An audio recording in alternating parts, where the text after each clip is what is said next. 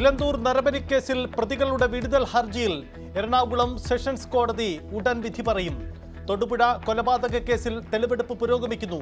ബിജു ജോസഫിനെ തട്ടിക്കൊണ്ടുപോയ വാൻ കണ്ടെത്തി. ഷിബില വധക്കേസിലും തെളിവെടുപ്പ്.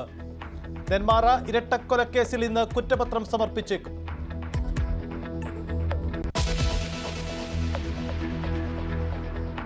തൃശൂർ പൂരം കലക്കലിൽ മന്ത്രി കെ രാജന്റെ മൊഴിയെടുക്കും.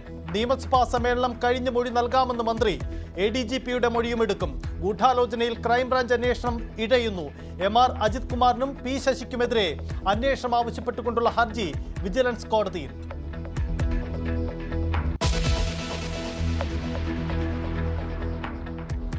ഉമാ തോമസ് MLA അപകടത്തിൽപ്പെട്ട കേസിൽ GCDAക്ക് ക്ലീൻ ചിറ്റ്.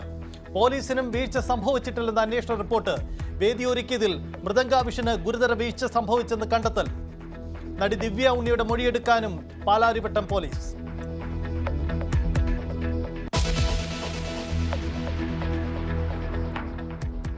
കശുവണ്ടി വികസന കോർപ്പറേഷൻ അഴിമതിയിൽ INTUC നേതാവിന് വേണ്ടി വീണ്ടും സർക്കാർ. CBI കേസിൽ പ്രോസിക്യൂഷൻ അനുമതി നിഷേധിച്ചു.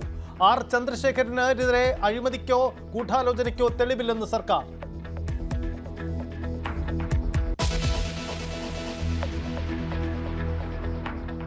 അമേരിക്കയുടെ സുപ്രധാന സൈനിക വിവരങ്ങൾ പങ്കുവയ്ക്കുന്ന സമൂഹ മാധ്യമ ഗ്രൂപ്പിൽ മാധ്യമ പ്രവർത്തകൻ ഉൾപ്പെട്ടതിൽ അന്വേഷണം. ഗ്രൂപ്പ് അംഗമായത് ദി അറ്റ്ലാന്റിക് പത്രത്തിന്റെ എഡിറ്റർ ഇൻ ചീഫ്. വീഴ്ചയുണ്ടായെന്ന് നിഷേധിക്കാതെ ട്രംപ്. സിഗ്നൽ ഗ്രൂപ്പിലേക്ക് ക്ഷണം കിട്ടിയത് ദേശീയ സുരക്ഷാ ഉപദേഷ്ടാവിൽ നിന്നെന്ന് ഗോൾഡ്ബർഗ്.